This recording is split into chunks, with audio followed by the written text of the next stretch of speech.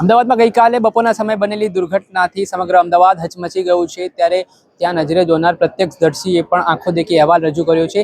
વિચલિત કરી દે તે પ્રકારના દ્રશ્ય સામે આવ્યા છે। કોઈનો હાથ પડેલો જોવા મળ્યો તો કોઈનું માથું પડેલું જમીન ઉપર જોવા મળ્યું। આપણી સાથે પ્રત્યક્ષદર્શી જોડાઈ ચૂક્યા છે, તેમની સાથે સીધી વાતચીત કરીએ। પહેલા તો આપનું નામ શું છે?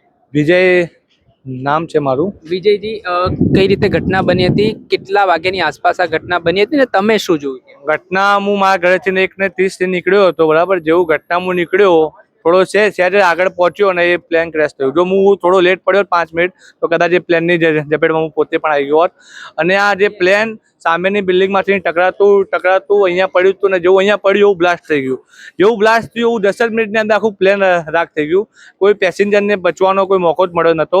હું જેવું આગળ મારી બાઇક સલામત સ્થળે મૂકીને હું આગળ ગયો, આગળ જોયું તો મારી ઉપર જ એક મસ્તક આવીને પડ્યું। એ મસ્તક જોઈને હું પોતે પેલું થઈ ગયો।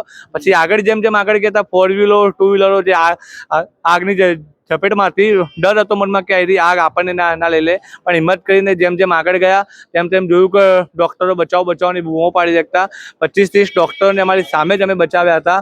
અને પછી આગળ જે પ્લેન હતું, એ પ્લેન આખું ક્રેશ ત્યાં મારી સામે થયું હતું। 10 જ મિનિટની અંદર આખું રાખ થઈ ગયું હતું પ્લેને। વિકાસજી, પ્લેનમાં તો ઓલમોસ્ટ બધાનું મૃત્યુ થઈ ગયું છે। જ્યારે ડૉક્ટરો હતા જે મેસમાં, તો એ ડૉક્ટરો જીવતા બહાર આવ્યા હોય એવી કેવી સ્થિતિ હતી ત્યાં? કેમ કે તમે ત્યાં પોતે જોઈને તમે કેટલા લોકોને રેસ્ક્યુ કર્યા? અમે 25-30 લોકોને રેસ્ક્યુ મેં કર્યા છે, એટલે આખી ટીમે કર્યા છે। એ જોઈને એવું થાય છે, એક બાજુ આનંદ બી થાય 25 લોકો બચ્ચાને, એક બાજુ દુઃખ એવું થાય છે કે આ જે મોતનો આંકડો જે આપણા વિસ્તાર માટે, અમારા જે વિસ્તાર માટે તો બહુ પેલું કહેવાય। એટલા માટે હાલ શું પરિસ્થિતિ છે? હાલ પરિસ્થિતિ તો એનડીઆરએફની ટીમ અને આર્મીની ટીમે ત્યાં કંટ્રોલમાં છે અત્યારે। અને ત્યાંથી જે હજુ કંઈ બધું ટોટલી બોડી તો બધી આવી ગઈ છે, પણ એમના કંટ્રોલમાં છે હાલ। પહેલી વાર આ બનાવ બન્યો? પહેલી વાર મારા જીવનમાં તો પહેલી વાર બનાવ બન્યો છે આ ઘટનાનો। અને આ ઘટના હું જ્યાં રહું છું ત્યાંથી 500 મીટર દૂર છે। ભગવાનને પ્રાર્થના કરું છું કે રેસિડેન્ટ એરિયામાં બહુ ના બન્યું, કે જો રેસિડેન્ટ એરિયામાં બન્યું હોત તો કદાચ આનો આંકડો વધુ ગયો હોત।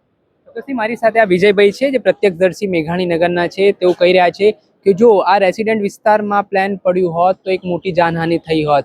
ત્યારે પણ મોતના ઢગલા, જે મૃતદેહના ઢગલા છે તે સિવિલ હોસ્પિટલમાં છે। મૃતકના પરિવારજનો છે તેમના મૃતદેહ પરિવારના લેવા માટે આવી રહ્યા છે અને સ્થિતિ ખૂબ જ વિકટ છે। ને આજે સમગ્ર આ વિસ્તારમાં જે મેઘાણી નગરમાં ઘટના બની છે તેના કારણે આખું અમદાવાદ છે તે વિચલિત છે, હચમચી ગયું છે। અને આ ઘટના ભવિષ્યમાં ભગવાન કરે ના બને તેવી પણ ભગવાનથી પ્રાર્થના છે। દર્શક મિત્રો, સ્કાયનેટ મીડિયાને લાઈક કરી લો, સબસ્ક્રાઇબ કરી લો અને શેર કરવાનું ભૂલતા નહીં।